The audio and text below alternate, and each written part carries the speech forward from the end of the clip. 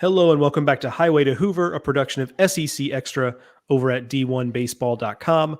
I'm your host, Joe Healy, joined as always by my good friend and co-host, Mark Etheridge, freshly back from a trip to our nation's capital for his super secret day job.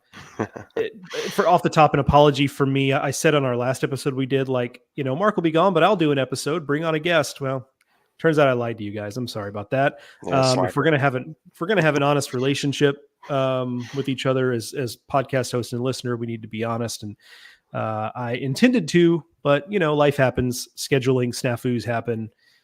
Cranking out fall reports, frankly, happens.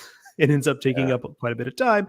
Long story short, my apologies for us skipping a week, but we are back and committed to basically going weekly all the way through to preview season, which is not as far away as you probably think it is. Yeah. And doing like we did last year, where if you were not with us the preseason last year, we basically did an episode, not even basically, we literally did an episode on all 14 SEC teams. They were 12 to 15, 18 minutes, that kind of thing.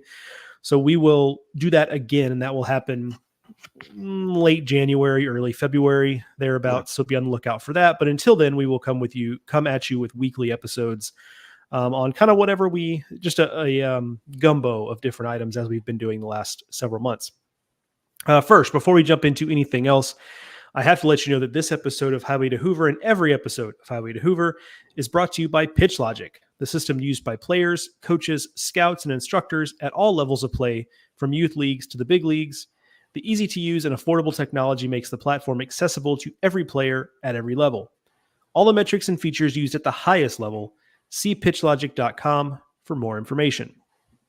And also could be sponsored by your business if you're listening. If you have if you have a business in an SEC town, especially if you're a consumer-facing business, get in touch. We'd love to have you, be a contributing sponsor here on Highway to Hoover of a specific team's coverage or just the podcast generally. Get in touch if you're interested. If you have a business in the SEC footprint, whether it's a specific town or whether just in the footprint more generally, looking at you walk-ons or raising canes, anyway, just throwing those out there. That's what we call applying pressure, Mark. That's what that is there. We call them out in a public forum. So today we're going to talk about, a couple things. The big picture topic is, as you may have seen, and if you have not, head over to d1baseball.com and give it a read. The Diamond Sports Ranking, 643 Charts, our partners over there who are the number crunchers, if you will, the advanced analytics behind college baseball. If you follow them on Twitter, they put out all kinds of cool data sets and things of that nature during the season and in the off season. And it's a cool tool that we have access to it here at D1 Baseball that I find fun to just kind of play around with.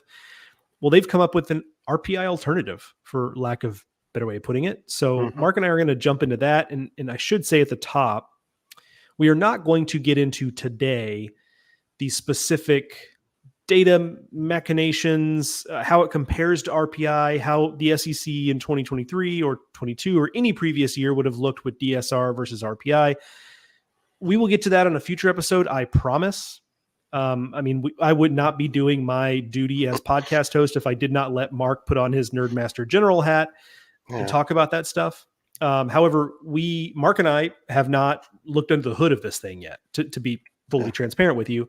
That is coming for us in the upcoming days. Once we have our arms wrapped around it, we would love to come on and do an episode that kind of dives into that a little more deeply. But for now, we're just going to kind of talk about the big picture stuff. And then after we do that, we are going to wrap up by drafting a couple of new players for our transfer teams. You may remember an episode from, I think it was in the summer, where Mark and I drafted transfers into, I guess late summer, drafted transfers into the SEC. So all the guys who were coming into the SEC, we picked teams, we picked, 9 position player starters, some bench players, and then some pitchers. We are going to add 2 players using kind of information that we gathered from the fall, right? I mean, Mark and I both went to a decent number of fall games in the SEC. I've done some fall reports. Mark's been on the phone with a decent number of coaches in the SEC, spent some time personally with some of them.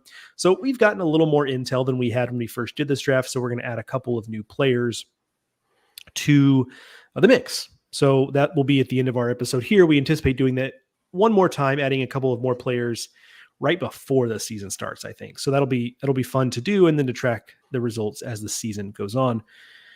Mark, I will start in the obvious place, and that is, do you want to be the next person to give a take on the college football playoff? We're a week late on that, but you didn't get an opportunity to do that. So go ahead and fire away, whatever hot take. I haven't heard anyone give any strong opinions on this. It must have been pretty straightforward. Pretty expected, right? Yeah, I mean, obviously for Florida State, you got to feel for them. I mean, you go undefeated in the Power 5 and then not get a chance to play. That's brutal. I think it all came down to there were 5 teams for 4 spots, and you had to find a reason to exclude one of them. And one of them's starting quarterback happened to be injured late in the year, and they hadn't had a chance to really impress without him. And I think, people read conspiracy theories or whatever they want. I think that was what it was. I mean, I really do. That was the easy way out, the most defensible way out. I mean, us in our sport, we understand how committees work when they're selecting teams, and you go with what you can defend when it comes down to those final spots. And I think that's what happened. As it's set up, should be some really good football games. I think all 4 of those teams can win it all, which, when's the last time you've been able to say that? Usually there's a heavy favorite or there are 2 teams that stand out. I mean, I really think this is wide open. Yeah, agreed. I think we can all agree, whether you're, and I know we probably have some Bama fans listening who obviously it was great news for them, but I think even those fans can understand that if you're an FSU fan, that sucks.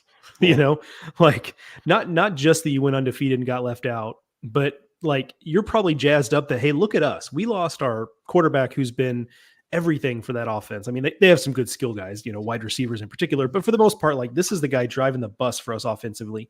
We lose him and we still win games. And then to not have that rewarded just sucks. And a couple of interesting things here is just like you and I talk about, I'll bring this back to college baseball. I think you and I have talked about it. Certainly if it was on this podcast, we've talked about it offline, that sometimes it seems like the committee will choose its teams and then kind of reverse engineer the logic to get there, right? Yeah. And I'm not even necessarily saying that's wrong, because their gut feel is part of this. Now, gut feel is a little easier to go by when you're dealing with 64 teams, because ultimately team 65 typically doesn't have a great argument, right? Team 5, though, in this case, in football, had a great argument. So it felt a little like that with Florida State, where it was just, the gut said Alabama. I mean, and Alabama probably is the better team here, but I say all that to say that it's frustrating that was inconsistently applied. If you're not just if you're Florida State, but in general, because this also applied to, like, do we really think FSU is better than Georgia? No, but Georgia was 6. So like, okay, there's that. And if you're really going to take the best group of 5 team, that's not Liberty. It's not. They went undefeated. So SMU was penalized for playing 2 Power 5 teams. Absolutely, they were. If they play, if they don't play TCU and Oklahoma, then they're undefeated. And also, how about this? Like, you could say, like, okay, that's the group of 5 spot in the New Year's 6. Like, you just give it to the undefeated team and you move on. And like, okay, I wouldn't agree, but I can at least see how it's like, you know what? Okay, fine. But when Cincinnati made the playoff, and look, I was happy to see Cincinnati make the playoff. Thought it was cool. Were they really the 4th best team? Like, probably not. You know what I mean? Yeah. And then also there's the thing that's interesting to me is, which, like, this seems like a quarterback problem, right? If Florida State had 3 hurt offensive linemen, would it have been treated the same? That might be just as important. Just ask Colorado how important an offensive line is. Yeah. It doesn't matter how great your quarterback is. Anyway, so just lots of interesting stuff there. I'm thankful, like most people, that next year they go to 12, and much like the baseball or men's and women's basketball, like by the time you're talking about team 13 in college football, like, okay, yes, some team will have a gripe. We will not stop debating the college football playoff, I am certain. However, the stakes are different. So it's different whether you're debating, who hosts or who gets a bye or those kinds of things versus who's in and who's out. Yeah. So yeah, sorry to, although I guess we may have some Knowles fans. And if you do have, or, maybe partial Knowles fans or friends and family who are Knowles fans, Knoll grads, our condolences, Florida State, Florida State, Florida State, woo. I'll throw that for you. Okay. So let's do the task at hand, Mark. Let's talk about the DSR. Yeah. We want to talk about it, like I said, in broad strokes here. And we're going to talk about it mostly from the standpoint of the SEC, because this is an SEC podcast. But I'll start with this. What I find most interesting about this, or what I find most important about this, really, is that I think this is important, whether or not we go with this, whether or not this is like the next thing we use, or it's just a starting point, or we scrap it all together. I think this is important because I know you have the same conversations, probably actually more than I do, because people associate you with our field of 64 projections at D1 baseball. But I talk to so many coaches who just hate the RPI. Like you will be hard pressed to find someone who just really likes. Now, there are coaches who have figured it out. That doesn't mean they like it, right? They just have a lot of incentive to learn it. I think college, because I get asked all the time, like, why don't we do anything about it? And I'm always just kind of like, the short answer is, I don't know. The longer answer, I think, is just like, there's always bigger fish to fry, right? And like, ultimately, we might get frustrated that the RPI kind of hoses a team, like the West Coast, right? Like UC Irvine last year probably was better than a lot of the at-large teams that got in. RPI wasn't good enough, didn't get in, right? But ultimately, the teams that are playing for the national title are the right teams. So I think that also plays a role there. It's like we talked about the college football playoff versus the baseball field. Like, the stakes are different. But I also think it's not totally insignificant that we've never had an alternative. Like, we've talked about tweaks, right? Like, they tweaked the home road thing years ago. And I think largely that has been a positive. Now, I do think there are extreme examples out there of teams that spend a lot of time on the road and don't necessarily need to spend a lot of time on the road, that use that to their advantage. And hey, that's great. You figured it out. But anyway, long story short, we being college baseball have never had something to compare it to, really. There's never been an idea floated at this level. And so I do think there is value, again, whether we like this, whether we don't like it, whatever.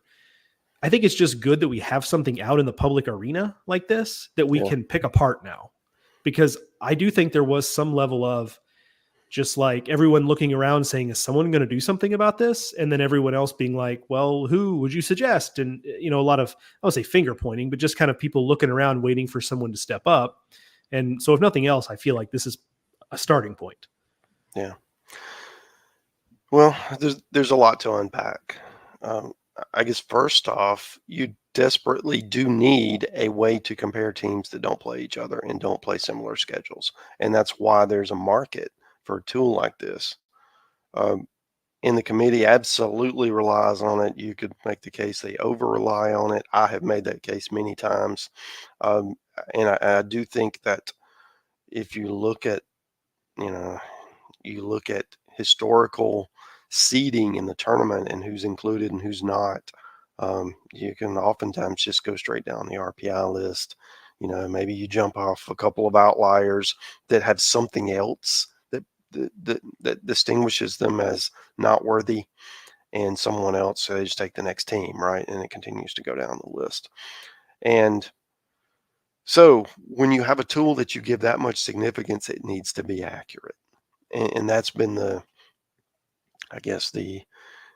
problem with trying to replace it, is what is more accurate, right? There's a lot of people that feel, well, it's not accurate. Well, okay, well, give us an alternative.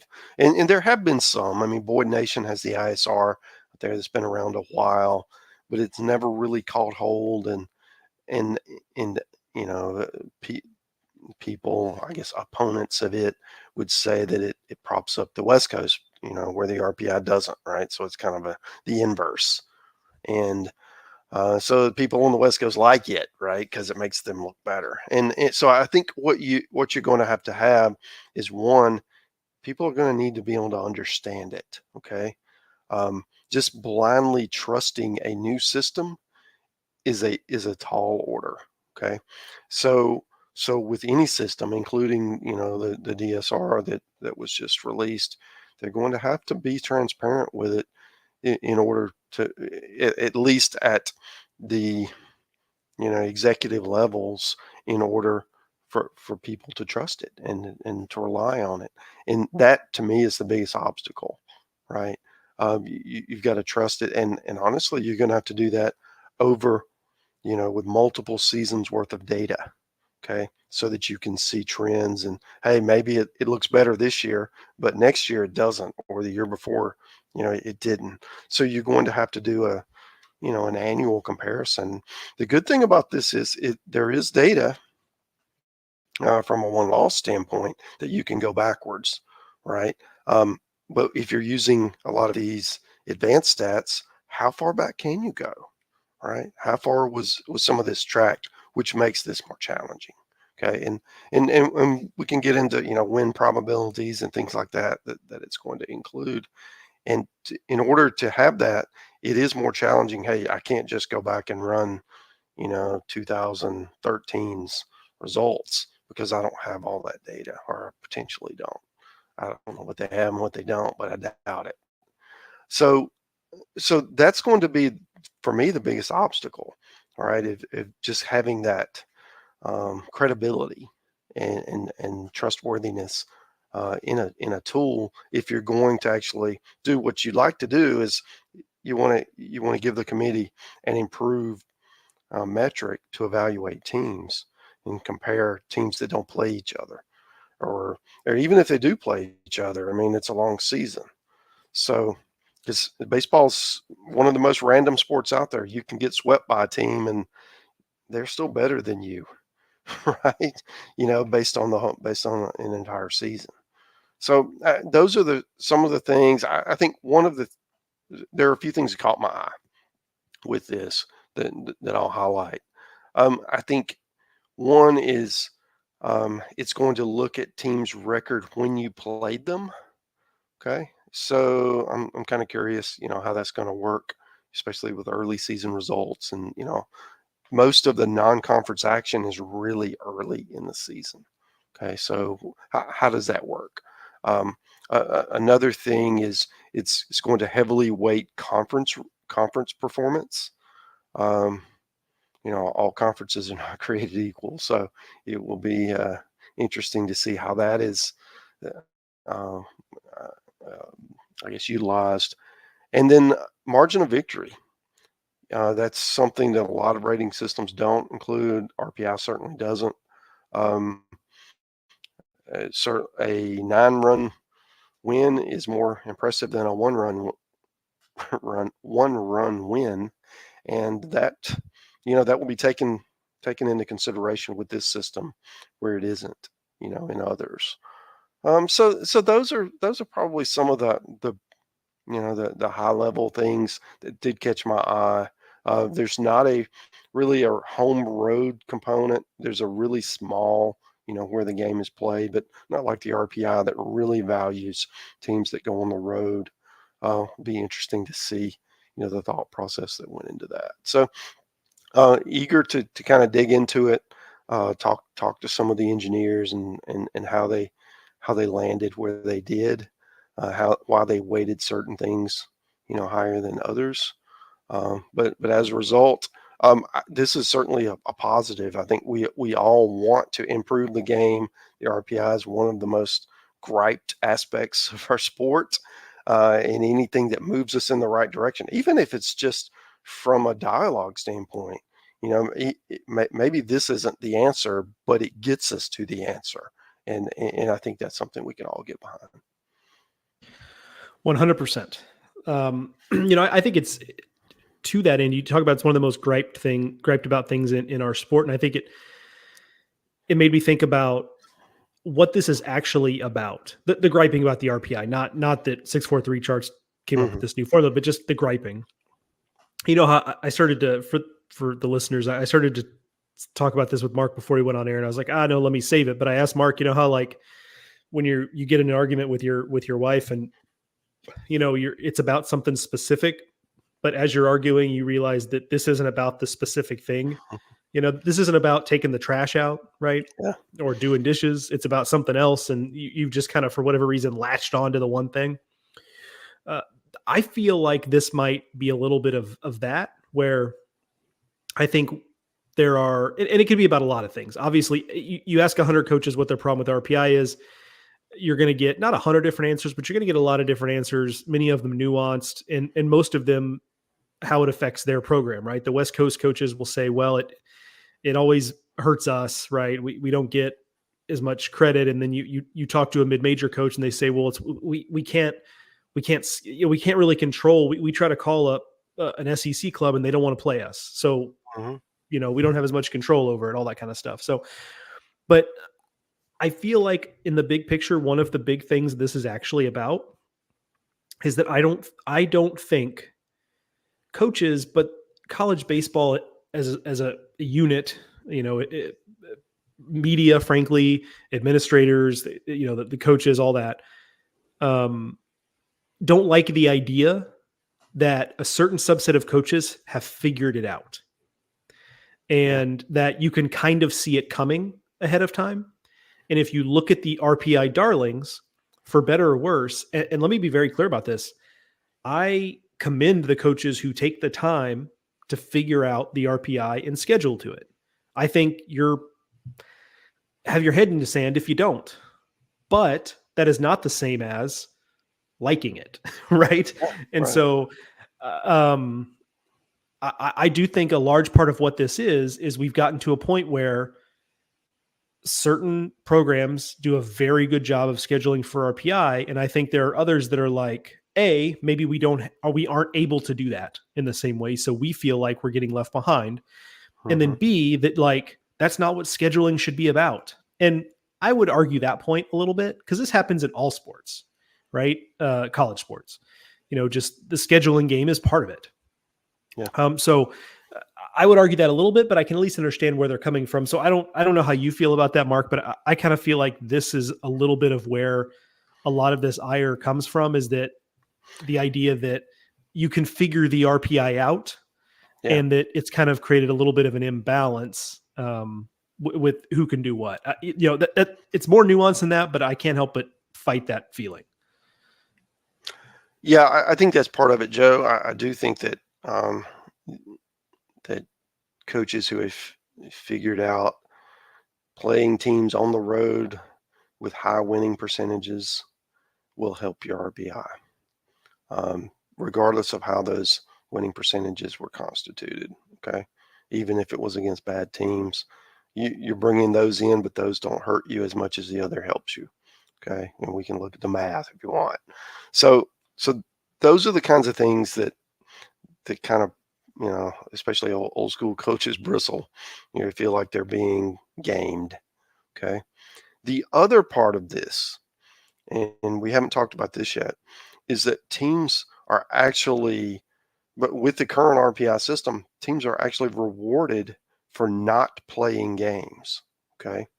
So you can play a team, that's really bad, but they're just down the street. It makes a whole lot of sense to play them, play your backups.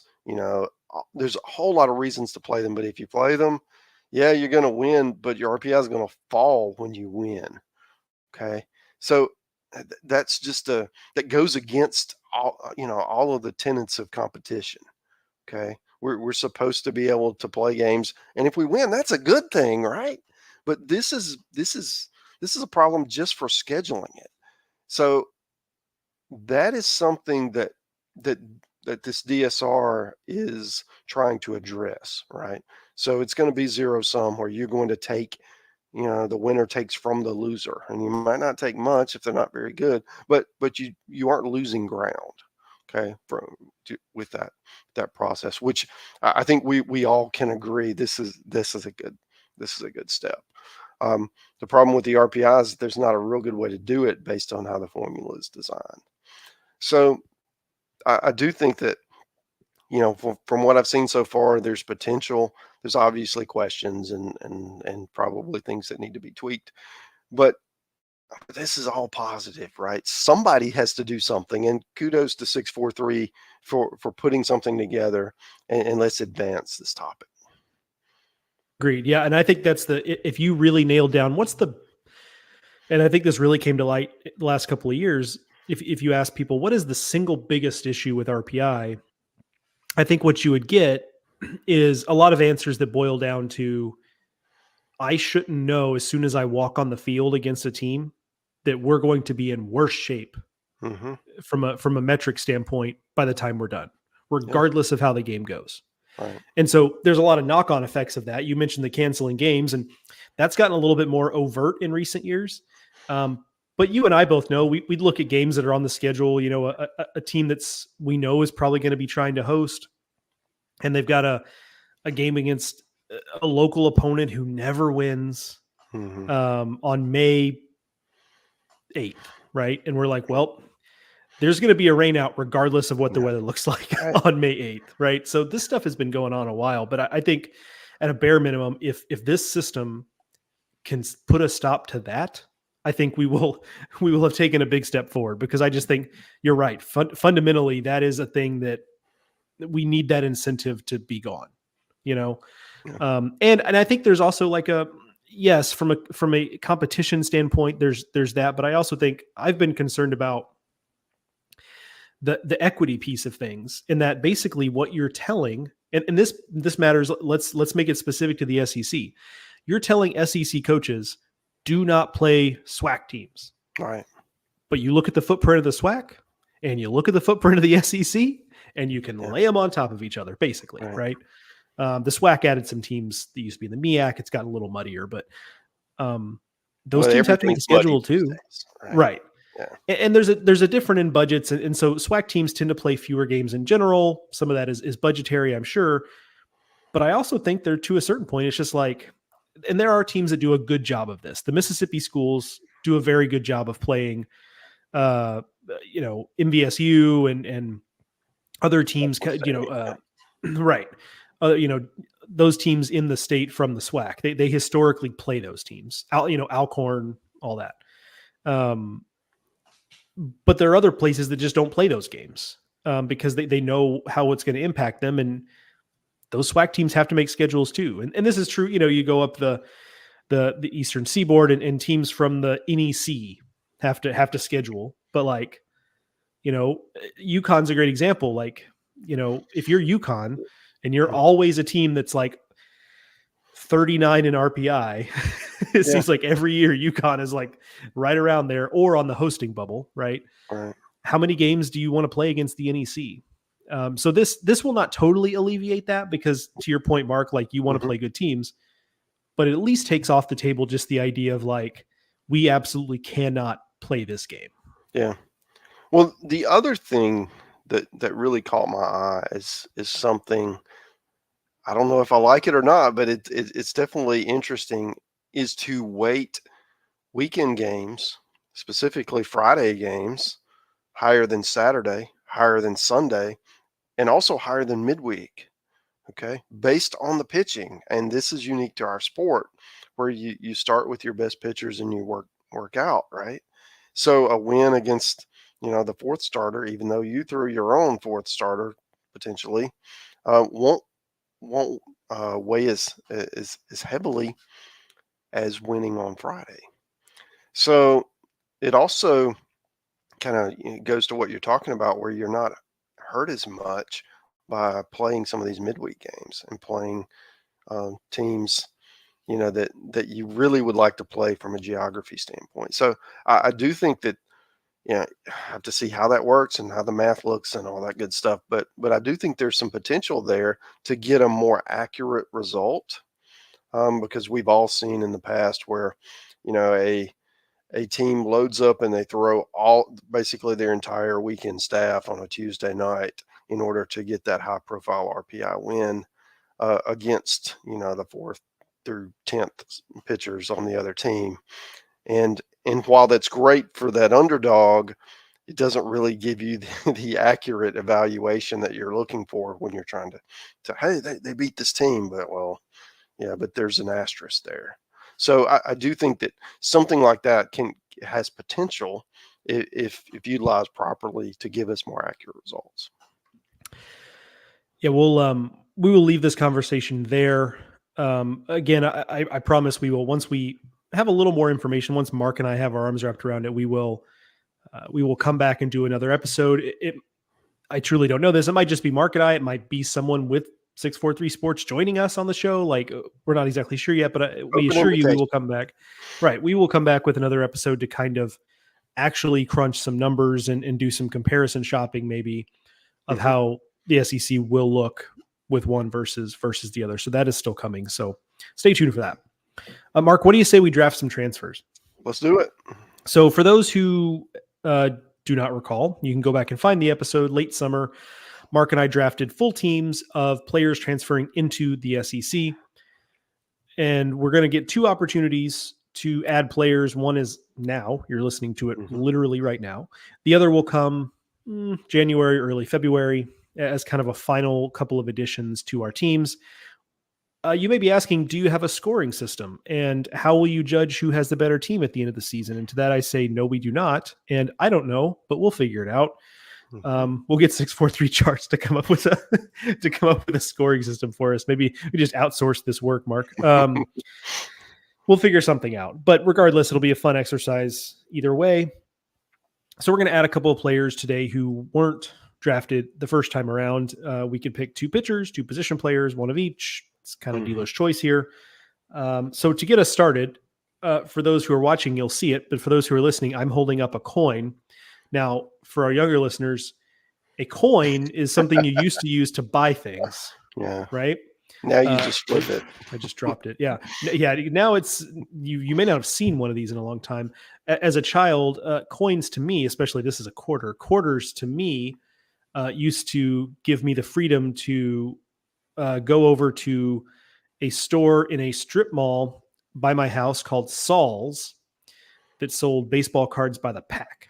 And so Joe, at 9 years old, was super excited to head over to Saul's to buy the 1998 Topps set because they were the first set that put out cards of what were then called the Arizona Diamondbacks and Tampa Bay Devil Rays.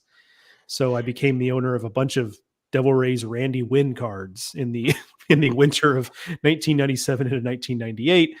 But that's what I spent a lot of my quarters on. Mark, as a youth, what were you spending your quarters on? Yeah, I mean, the Topps, Dunruss, the Fleer baseball cards, all of those. Upper Deck. Yeah, Upper Deck. Yeah, that came along. Yeah, that definitely doing that. It cost a little more than a quarter, but I had a whole lot of Star Wars action figures, and those are not dolls, by the way. They're action figures. Right. And yeah, I had a whole bunch of those, but you needed a few quarters for those, even back then. Well, yeah, same 1998 baseball card packs. I mean, they're not as expensive as they are now. I assume. I haven't looked in a long time, but I think they were like 99 cents a pack, and so I could take a handful of quarters and get a few packs and be on my way. But that was how Joe was spending his extra change that he would find under the couch cushions and whatnot. So. Okay, but for today's purposes, we are going to flip this quarter. I'll have Mark call it. Whoever wins the flip will get to choose between picking players number 1 and 4 or players 2 and 3. So, Mark, before I flip, go ahead and call. I'll take heads. All right, and Mark's going to assume that I'm not. I'll put it up next to my camera. There's one side. There's the other. Yeah, good to go. So here comes a flip. And it is heads. Mark, would you like players 1 and 4 or 2 and 3? I'm going to take 2 and 3. 2 and 3. Okay. So I have the first pick, and I'm going to take Gage Jump from LSU. He was probably someone who was on both of our boards last time we drafted, and had, would have gone off the board pretty quick had we not cut it off where we did. And there were just concerns, especially at that time. We're talking about a guy who hasn't pitched in a long time.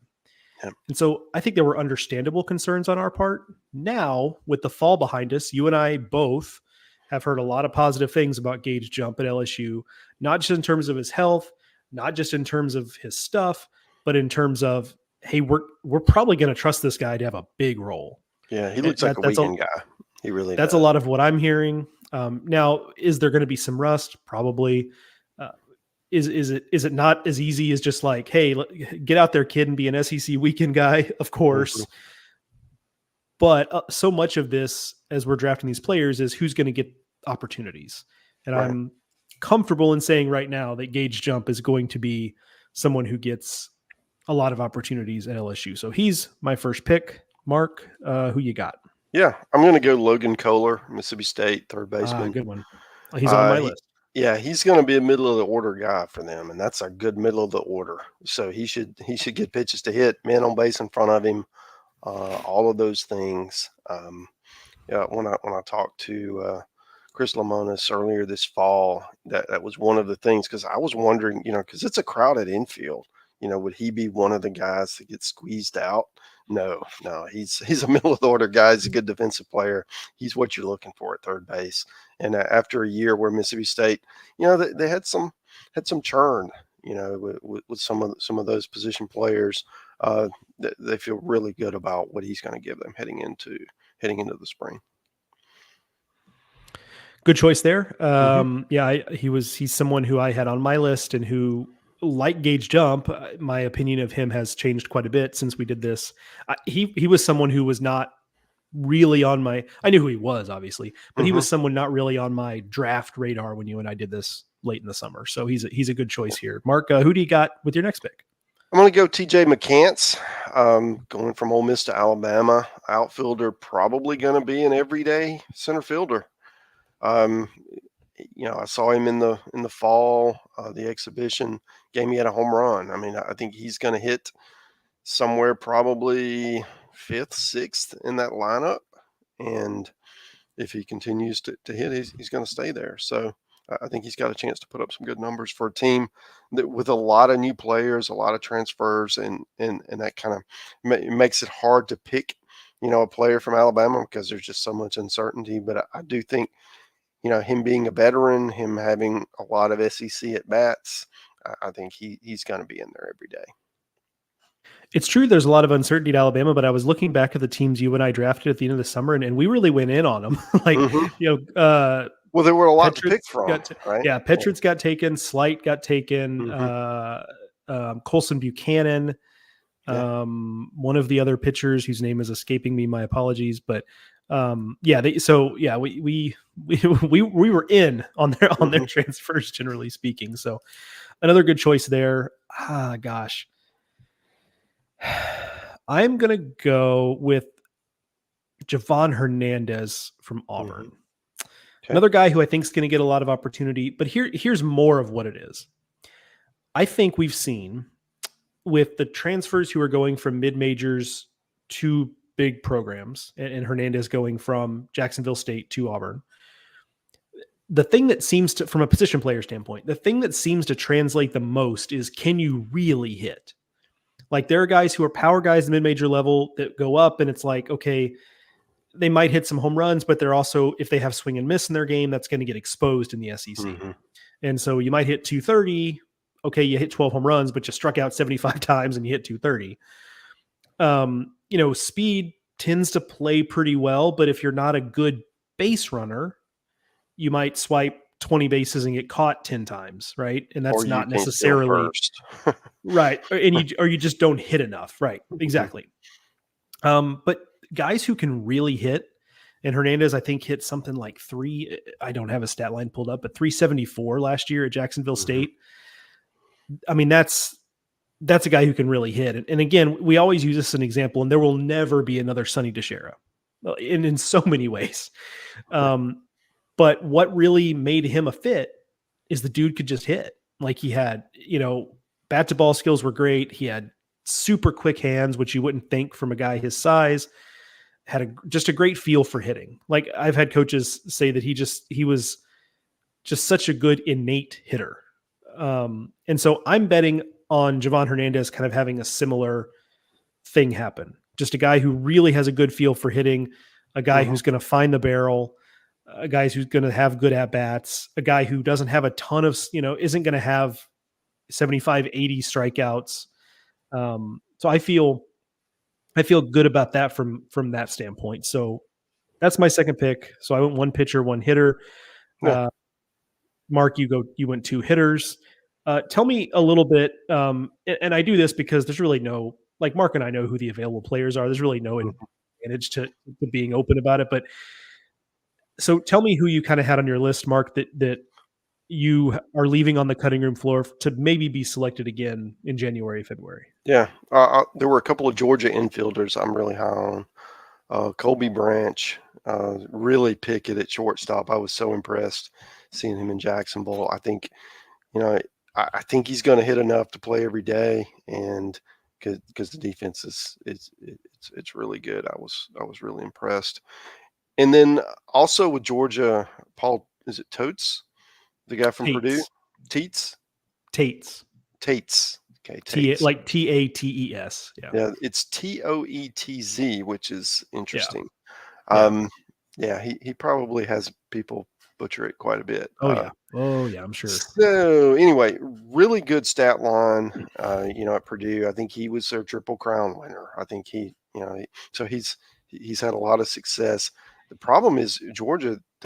There's a lot of competition for at bats. So he was in their exhibition with Florida. I mean, he was cleanup hitter.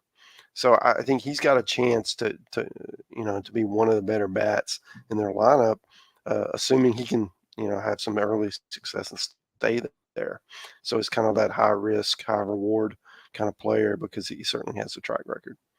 I'll turn it to you. Who were next for you? Yeah, I mean, first on Tates. I mean, to your point about Georgia having a lot of options, he didn't play when I saw them play Kennesaw State. Now that may have just been like he's got a some sort of strain or something, but it also could just be like, we've got other guys. So I strongly considered Colby Branch, and I imagine I will again when we do this in January and February, from the standpoint of he's just going to play 56 games as long as he's healthy, 56 plus, whatever. No matter how much, if he comes out of the gate slow or whatever, they're just going to keep running him out there. So he's going to get the at-bats. So you really like that. The player I came closest to taking, who was not the guys I took, was Liam Doyle from Ole Miss. Another guy who I don't know what his role will specifically be.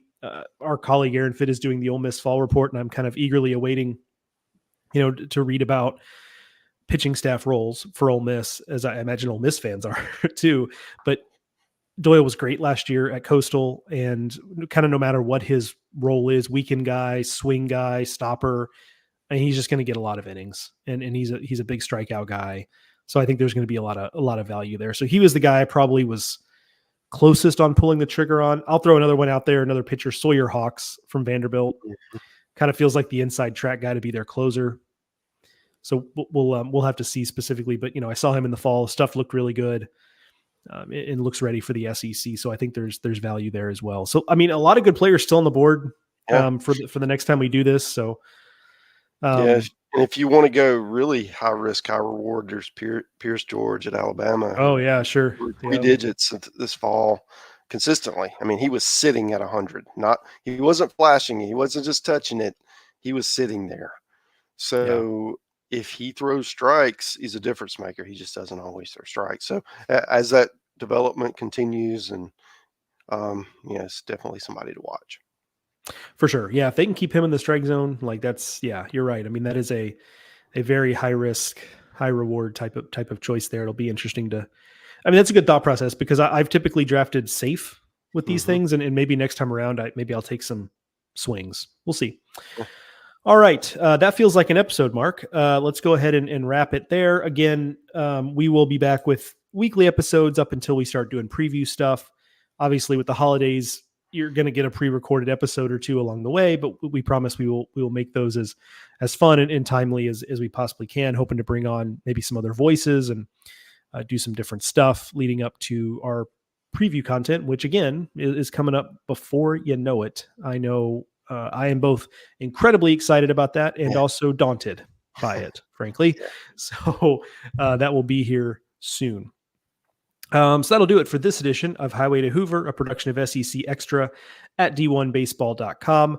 Want to thank our sponsors at Pitch Logic. I want to thank you, Mark, as always, and thank you, the listener, for listening.